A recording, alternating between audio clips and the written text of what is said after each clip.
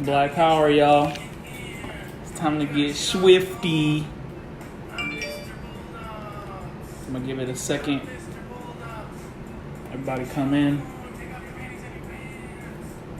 Unless you like a neckbeard, Szechuan sauce nerd wilding out at McDonald's, don't come in here. We're about to have a regular conversation. Black power, y'all.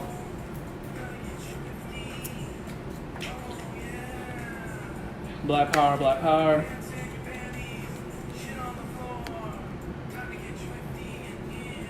Black power, come here.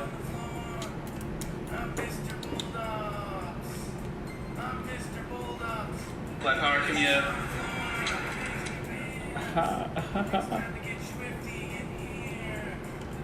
Right on. All right, comrades.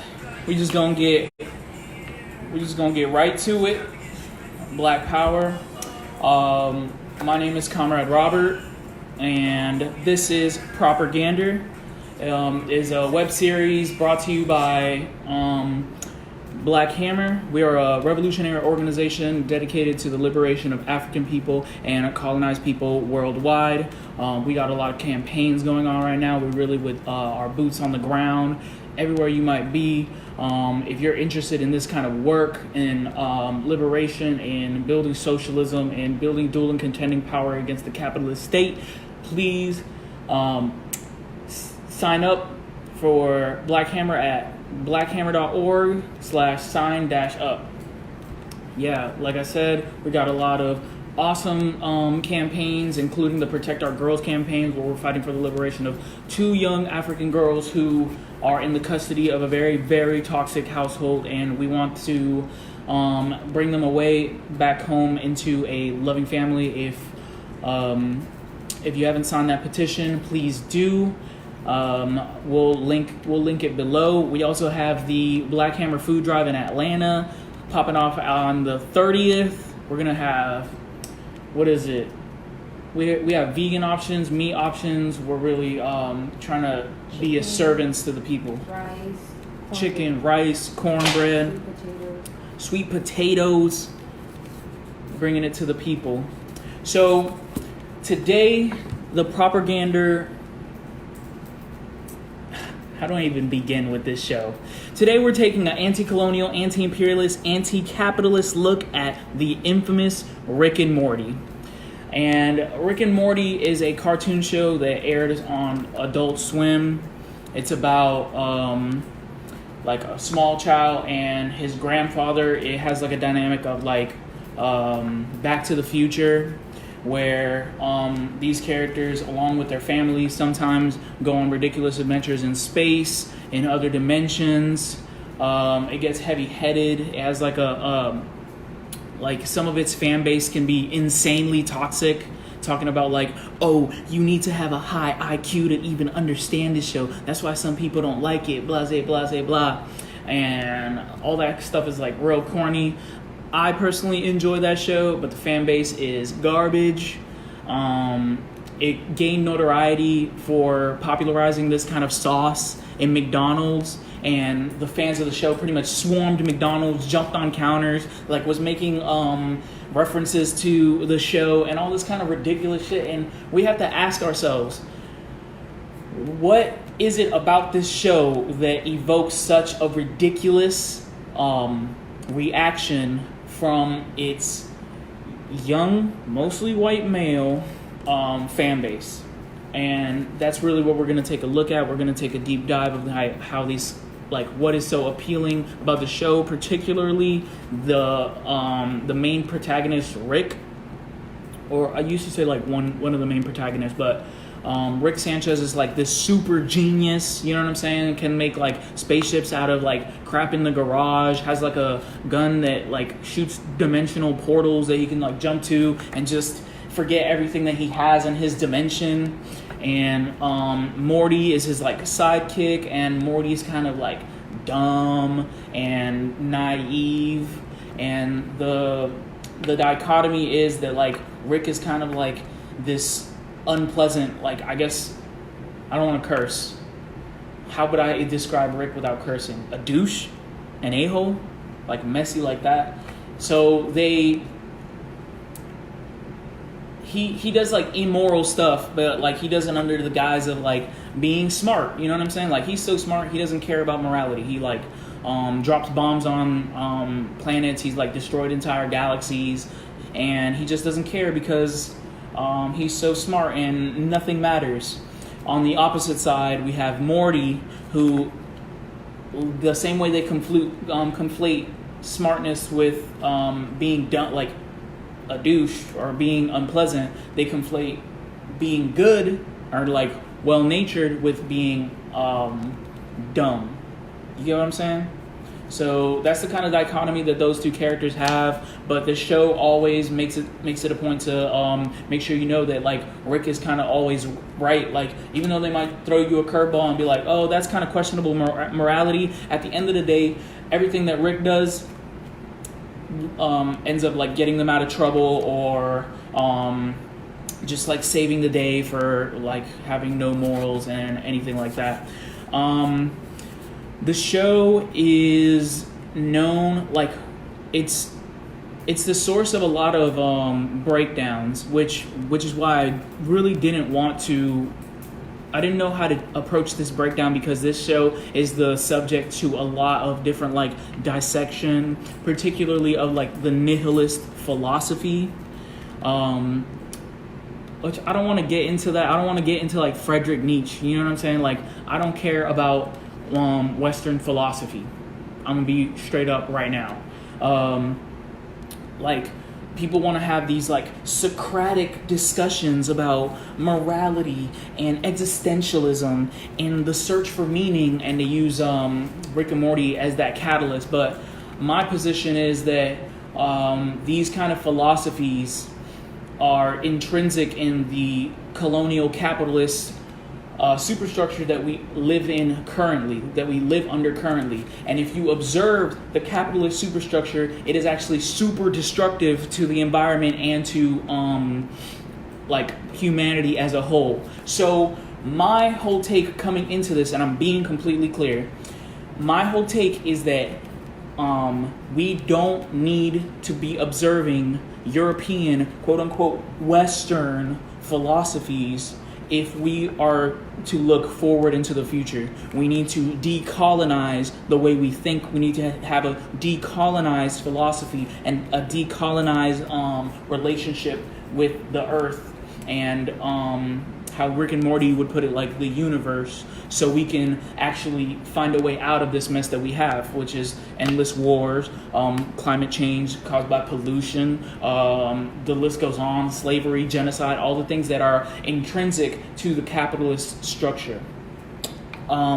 So when I say that this show is the subject of a lot of philosophical nitpicking, they usually point out to the concept of nihilism and existentialism, which purports in like a really short way that like nothing in life really has meaning. So it can go one of two ways. Like if you accept that nothing in life has meaning, then you can kind of like sulk in the negative aspects of that and be like, dang, nothing has meaning, nothing I do matters, so like why do anything at all? On the opposite side, nothing you do matters, so you could do anything you want. You get what I'm saying? So the show explores these kind of themes and these kind of questions, and through Rick and Morty, like Rick pretty much like throws caution into the wind. Like he has that nihilist outlook where he's like, oh, nothing I do matters, so he literally says like the universe is his bitch and shit like that. Like, oh, my fault, the universe is his for the taking. And you see this kind of philosophy, whether outwardly spoken like Rick and Morty or subtextually in there, such as like other shows like you could probably say like Black Mirror or BoJack Horseman. These kind of philosophies are kind of in contemporary cartoons and in media. So we can make the observation that there's something driving the general populace to want to consume these kind of ideas. Y'all with me? Am I making sense? Let me check the comments if I'm making sense. Y'all let me know. So the general nihilistic view of not only this show but also contemporary art goes to show that the general masses of people are at a loss for meaning. And the way this show goes about it is that they take capitalism for a given. They take the status quo as it is right now as a given, and then they say life through this lens. Life has no meaning, but I think that it's an error to just take this status quo built by white nationalism, built by genocide, built by slavery, and say that this is the only option. I think that as young people, as people who need to find a solution for the problems that we have, and need a theoretical base to find those solutions, we have to observe that it is because capitalism that we have this lack of meaning. You get what I'm saying? So take your everyday person.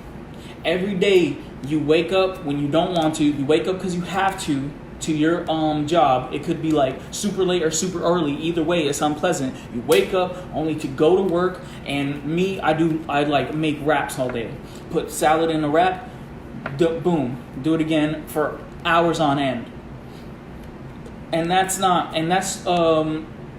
kind of relationship with our labor, that kind of capitalist structure is the general point that we are at right now as a society, right? So with that being our existence, it obviously follows that you would sit there just making wraps, or if you work at Subways making sandwiches all day to make somebody else rich. It would naturally come that you have to question the meaning of your life. You with me? So knowing all this, I would propose that the reason why people are lacking and searching for meaning is because capitalism, and to the extreme extent colonialism, has stripped us of what it means to actually experience life as an individual, as a human, to experience life as a full human, not just a cog in the capitalist machine, not just, you know what I'm saying, not just like a server or selling tickets at the movie. It has stripped us of that ability. It has stripped us from understanding us as people, or as something of the land, of nature.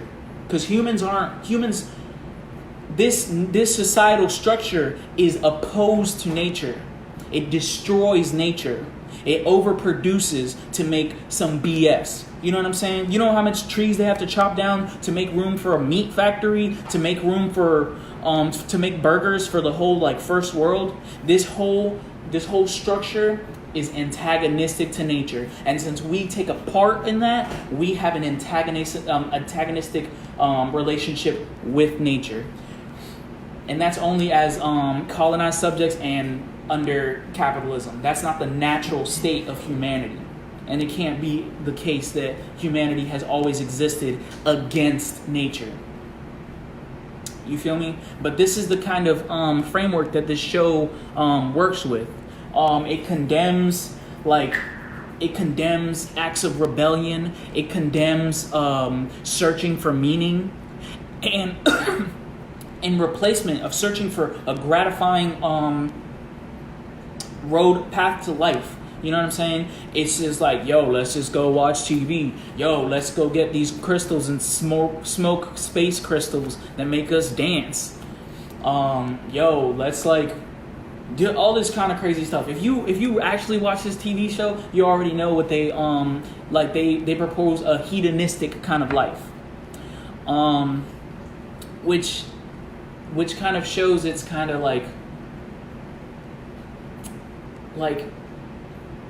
I don't think that it's intrinsic to humanity to live that way. You know what I'm saying? To it's a reflection of their privilege. Like Rick is a person who's infinitely smart, has all the resources of whatever he wants at his disposal.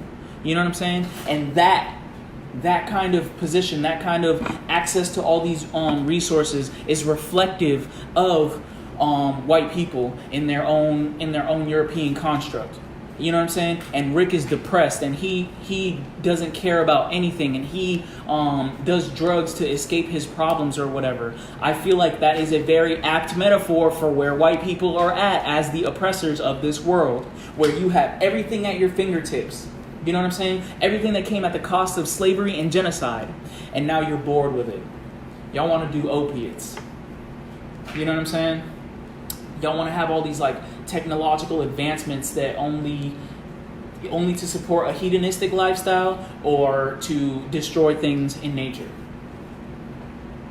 So I would make that correlation that like Rick, to me, has the qualities of the privileged class, the white working class, or as my comrade puts it, the white whipping class that lives on the expense of the third world, which if you want to have the metaphor in the way that they dehumanize us as colonized people, like Rick, he pretty much destroys aliens.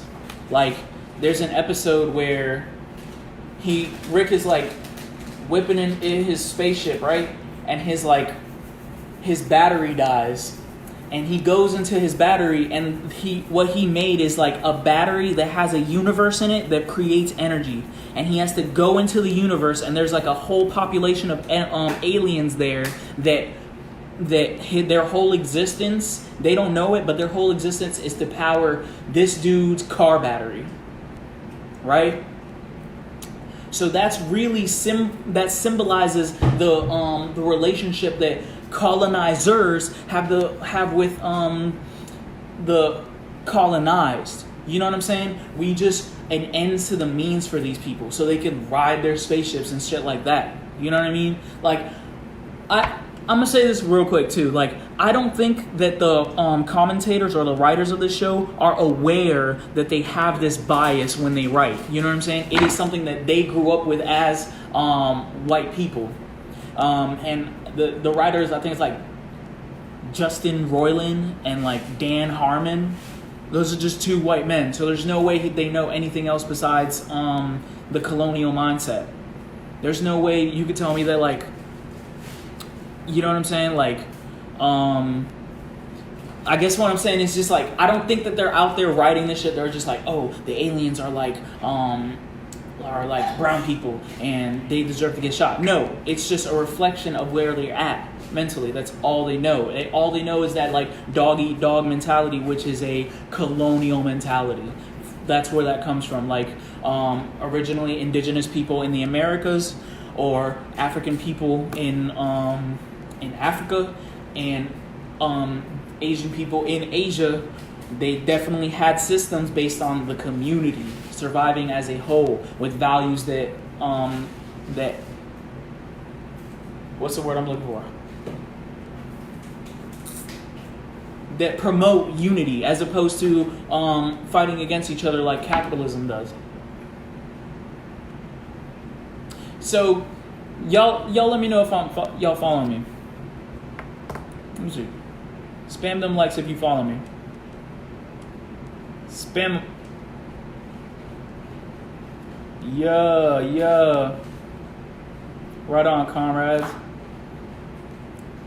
Alright, so I'm going to read some comments real quick. My dog DP says colonizers use that as an excuse to continue imperialism. I don't know what you're referring to, but yes, they use any excuse to continue imperialism. Like, the way I look at this show is like, before they would impose their religion on us, right? They would give us Christianity, and I'm not going against Christianity. If you believe that, you know what I'm saying? Do you? I would never take that away from you. But historically, they impose that on us, right? They're like, yo, this spiritualism, y'all not spiritually mature enough, or you're not pure enough, this way, that way. And now all that doesn't work anymore. Now they're like, oh, these people are like lesser beings biologically or like mentally in terms of like their culture. So now like Rick just because he's smart, you know what I'm saying? He could destroy planets. Like and the show shows it like it's nothing. It's nothing. Like he just destroys whole galaxies like it's nothing. And he gives himself like the reason to, or like the authority to, like, just because I'm the smartest, I'm the most technologically advanced, is BS. So yeah, to bring it on back, nihilism and its whole prevalence in our society right now is some garbage, useless white philosophy. Because at the end of the day, if you look at the world that way, where it's just like, oh man, everything's meaningless, bro. The whole planet is on fire. It's all meaningless. Indigenous people kept in the cages right now, meaningless. African people in America being shot by cops, man, that ain't got no meaning. All I'm worried about is watching TV and doing drugs. That's where the mentality is at, and that's absolute uselessness. Like, it really irks me when like, this is a personal thing. This don't even got nothing to do with Rick and Morty.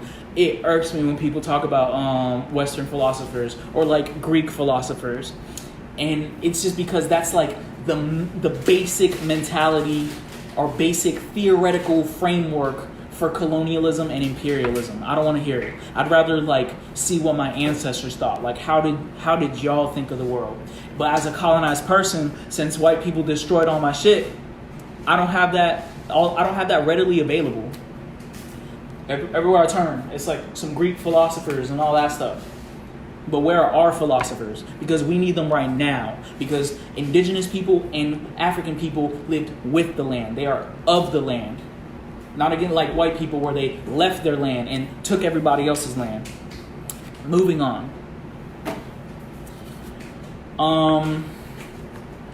I looked into one of those writers is like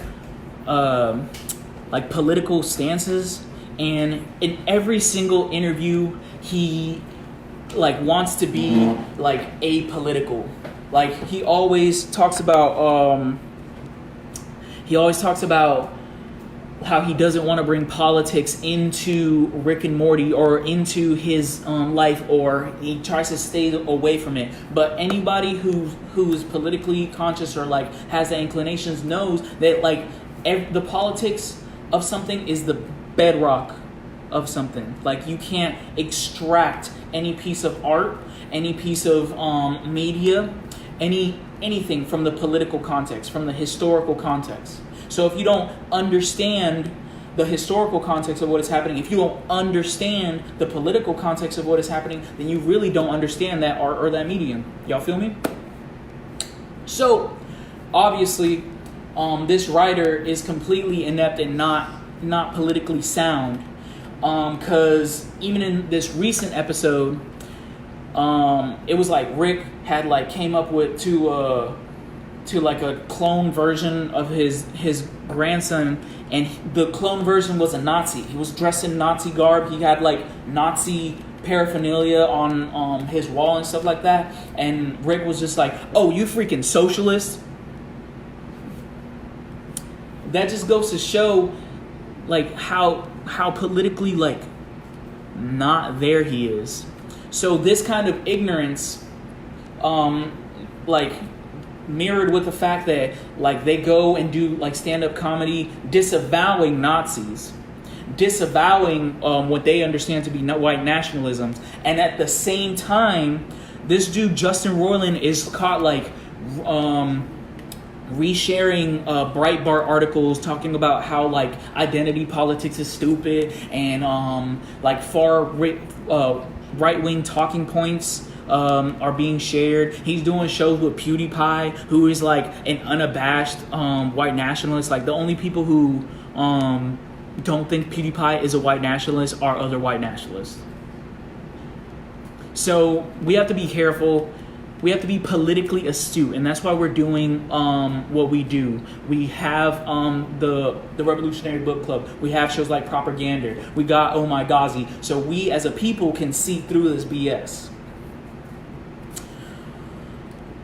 So I think I touched upon it a little bit in my earlier or my previous rant or whatever. But this show, and shouts out to what's his YouTuber name? I think like Renegade Cut, because they helped me understand this for sure. This show makes it seem like because you're intelligent, then you can be like completely mean and like an a-hole and even violent. You know what I'm saying? It makes people think that like because they're intelligent, they could just do what they want. Like if you heard people be like, I'm not being mean, I'm just being real. You know what I'm saying?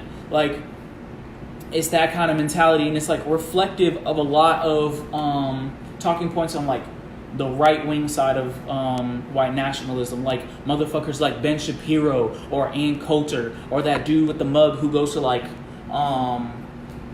colleges and like he's like, oh, debate me about some stuff. Like people like that have this mentality that their movement is based on pure logic and intellect, and that's why like they can like be transphobic or be racist or be ableist and be like wildly problematic, you know what I'm saying? And then just be like, I'm just being real, I'm just a smart guy. You just don't get it. You're not smart enough to understand that this is how the way it is. When in reality, the thing that they're saying, the ableism, the transphobia, all this kind of like right-wing white nationalist talking points are like literally debunked by actual scientists, like by actual people who do the research and stuff like that. Like that completely negates their whole called factual argument. Facts don't care about your feelings. So I think Justin Roiland's one of those dudes. He probably watches like whatever Ben Shapiro show or things of that nature. But yeah, what y'all think about that? I'm gonna go back to some comments. Let's get it.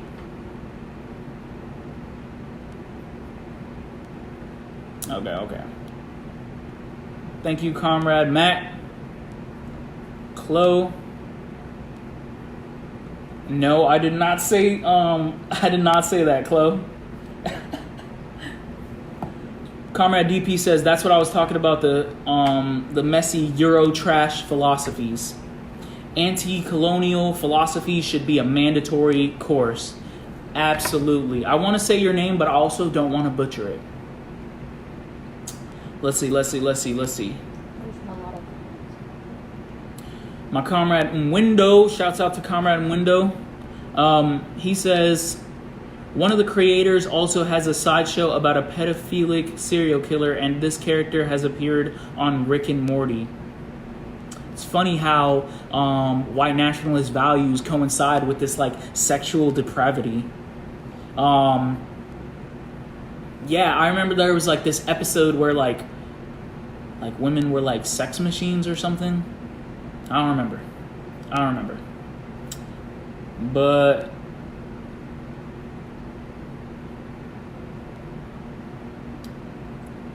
my comrade right here, Lopez, says that I missed the point that he called the other Rick a socialist, so Nazi Morty would shoot him. If that's true, I completely missed that, but I don't think that was true. But we can rewatch. I can rewatch it. I like this show. It's entertaining. I watch it like for the F, just for fun. But these white nationalist narratives must be combated. All right, back to that comment section. Renegade Cuts videos on the show is good. Yeah, because he talks about them. Even though Rick is an asshole, he's smart, always saves the day, and his cruelty is excused. Exactly. Alex says, under colonialism, knowledge is just another material commodity. So the more of it you have, the less of it someone else has, the more advantage you have. Period. Kazuya says he's just another Alex Jones comrade. Shake my head. Settler colonialism, imperialism system must go. Must go, absolutely. And it starts with things like this. Like, we have to be politically sound. Black Hammer, we put the boots on the ground. So if you want to be politically sound, come watch us. But if you want to be active, join the revolution. Join Black Hammer. Ask him if he wants to come to the meeting tomorrow. You ask him. Okay. Wow. So I want to go into some. Let's see. Yeah, I want to go into some episodes that kind of delve into I don't know, some real goofy stuff coming from this kind of perspective. It's all laughable at a certain degree because it's so blatantly wrong. But man, there's so many episodes. I think we're on season 4. Season 4 just came out, and each episode there's a lot of messages to pick apart. That's probably why people make these videos like that, because there's a lot being said. But we address the borderline consistent theme in each episode. But I wanted to talk about a couple episodes that stood out to me in terms of being particularly political. You dig? So I don't know if y'all remember this episode, The Citadel of Ricks, I think it was called. But the episode pretty much described this kind of dystopia, since the main Rick destroyed this old society of Rick and Morty's, coming from different dimensions and different inclinations or different iterations of each other. He destroyed that society. Now we came back to it and they're rebuilding. They have a democracy. They got schools and stuff like that. And it's obviously a political commentary. One episode that episode follows a cop and talks about police brutality, Morty on Morty crime. You feel me? And as well as talks about alienation of labor, where a bunch of Ricks are in this assembly line making wafers. And obviously there's also an election going on with evil Morty, who is just a young Morty, but the epitome of evil, and he's obviously running for president, right? So with these kinds of themes, obviously they have a political understanding of people's gripes with society or the political context of what all is going on, but they really fail to hit the nail on the head. That episode where it describes all these messed up things and that are real life in society, like police brutality, alienation of labor. There's this scene where the Rick that was working was tired of working. He went into his boss's room, lit his ass up, and then they make I don't even want to say what they make because it's so ridiculous. But point is that they see these kind of problems with society, but again they frame it oh, what can you do? What can you do? There in that episode, you see these kind of young Mortys that want to make a wish to live in a better society, pretty much. And at the end,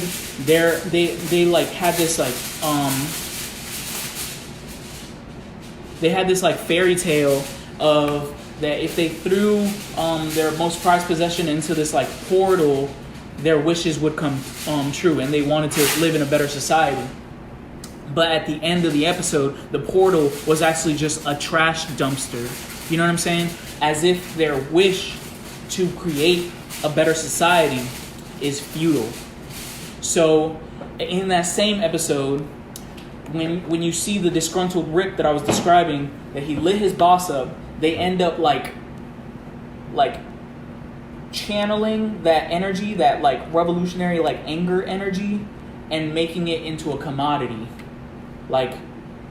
It was a wafer, but obviously the point is that they're saying that even things like dissent, even things like resistance to an obviously oppressive system is meaningless.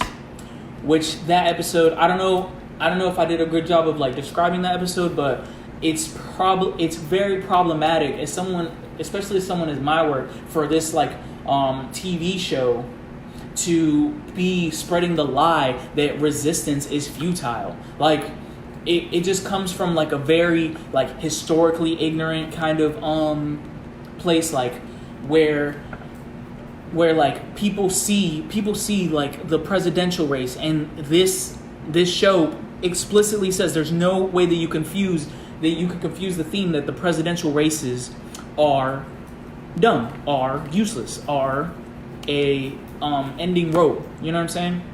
A dead end road.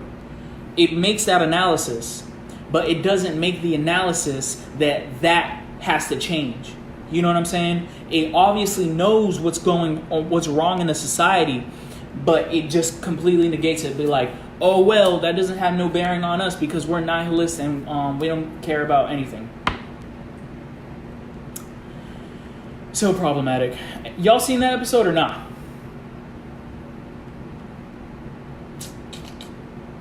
Someone said that I thought the Sidney Dale episode was really good and how they felt like Rick and Morty came together and created socialist society. I mean, that would be dope, but like you would need to have creators. I'll have to read it. Oh, my fault. Let me read out the actual comment I'm responding to. Comrade Lopez says, I thought the Citadel episode was really good. Me too. How would you have felt it if the Rick and Mortys came together to create a socialist society? That would be dope. But you have to understand that we would have to make that show as socialist. Like Dan Harmon and what's his name don't have the political aptitude to accurately portray a socialist society. As a matter of fact, I've read a lot of reviews of the Citadel episode, which, again, that's like a deep episode, so it was fun to watch. And like I said, it addresses a lot of issues, but it doesn't address the correct, the solution, right? And people, when they internalize it, I've seen people internalize this episode and then come to the conclusion that, Morty was like a communist. Like Morty is like a representation of a socialist government, which is insane, which is so dumb because it's obvious that they're critiquing American culture through and through. So why at the end would Morty be a representation of a socialist takeover?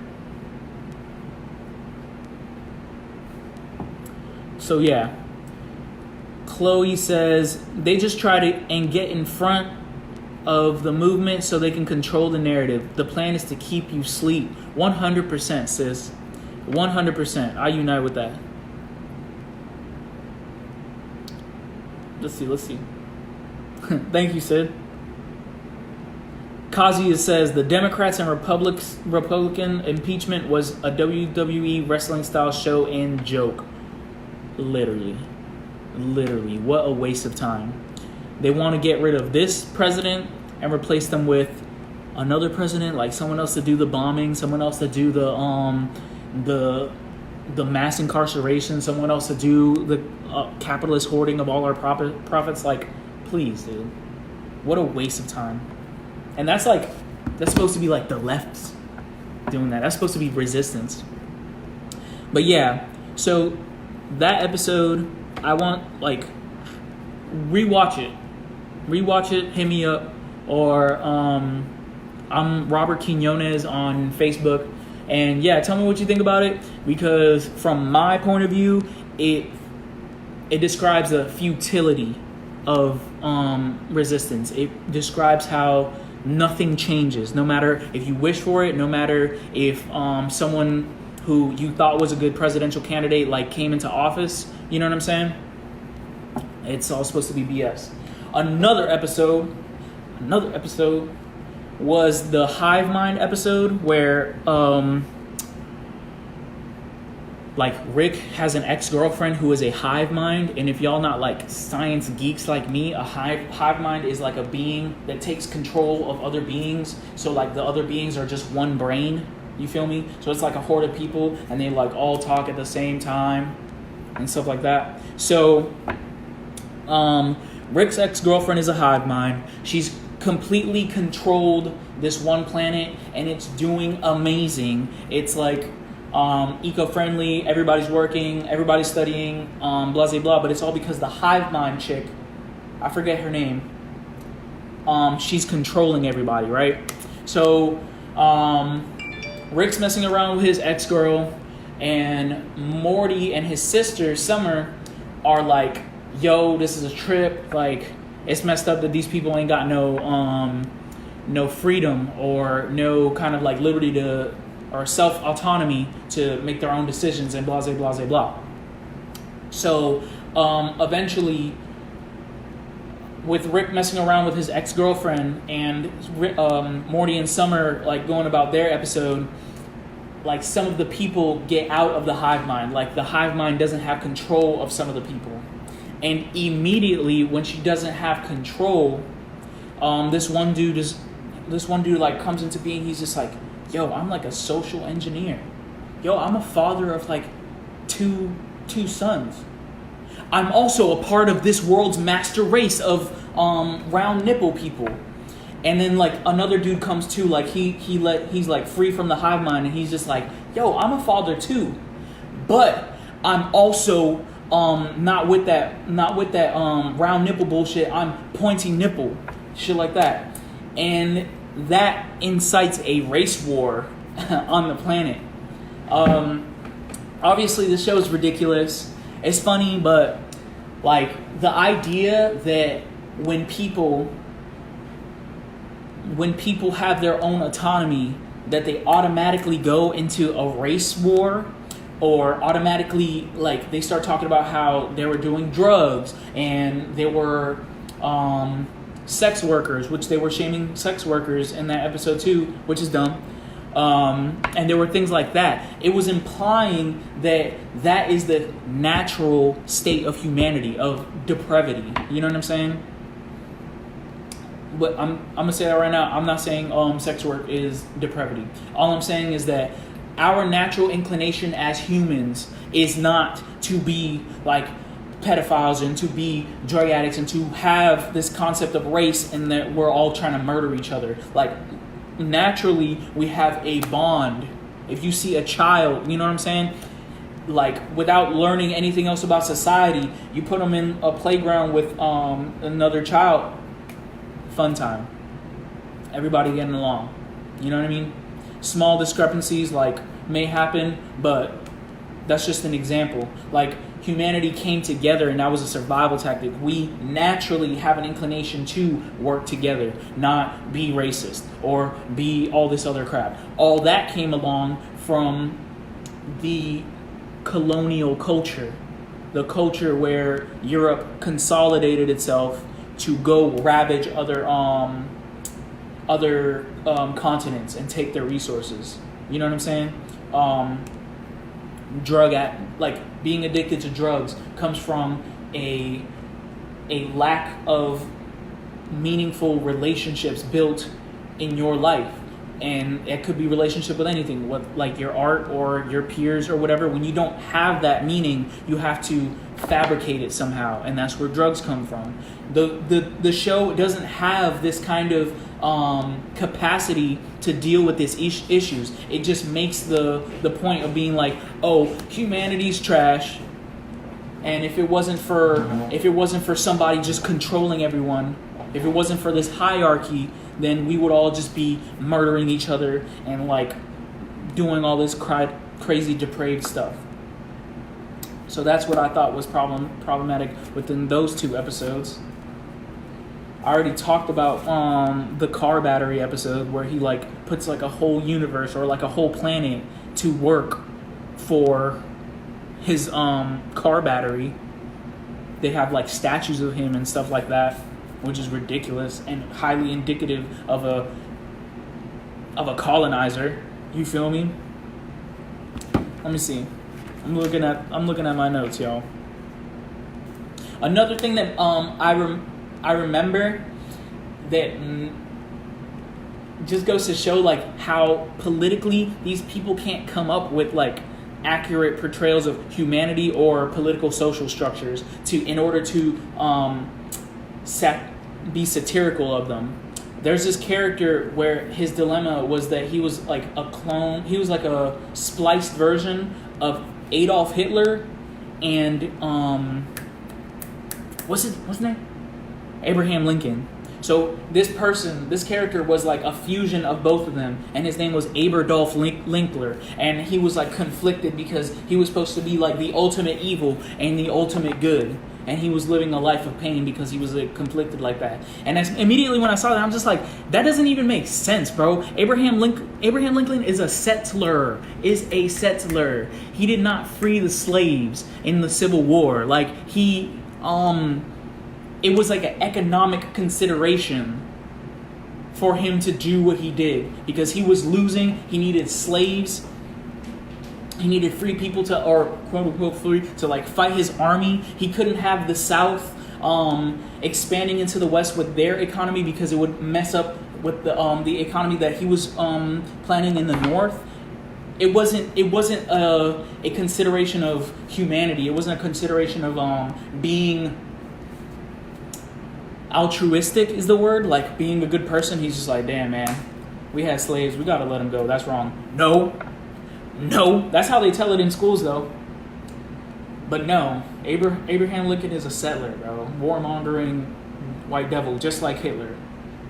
Maybe like in varying degrees, but like I wouldn't even really know. Yeah, I said it. So one quote that Rick has that I think encompasses the settler mentality is he says, when you know nothing matters, the universe is yours. It's like that capitalist, like it started colonial, gave birth to capitalism. It can only conceive of the universe as something to be possessed. It doesn't understand itself as part of the universe or part of the land. Which we need a philosophy which I know would be entrenched in African roots or indigenous roots. You know what I'm saying? It cannot come from the settler lexicon. It can't come from the settler frame of thinking. There's no way. There's no way that you could come to that conclusion. Like, if you know nothing matters, you could do anything you want. Like, that don't make no sense. But that's all that I got, comrades. I'm finna read these comments. You know what I'm saying? Chloe says, is that mindset even human? I don't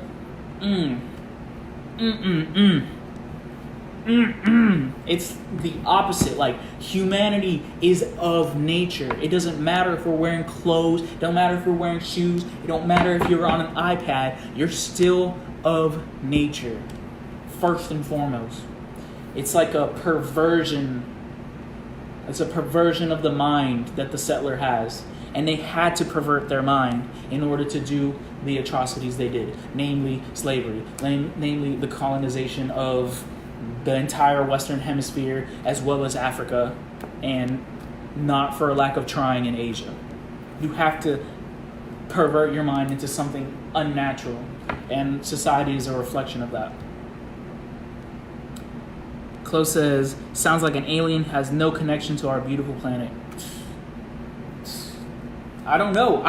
Like, I don't know how someone could be like, dang, the earth is on fire. Might as well watch YouTube. Dang, a child got like extrajudicially shot by some pig, some random fucking like dumbass. Guess I gotta watch Netflix. It makes no sense. Like, it cannot be such an accepted philosophy. And the fact that it's so wildly popular is highly problematic. Lopez. Travis, Black Power. Loved it as the first time interacting with other leftists. I would love to see more of this and keep up the good work. Black Power, Austin Lopez. I want to say your name, and you should hit me up on Facebook and tell me how to say your name for next time so I can.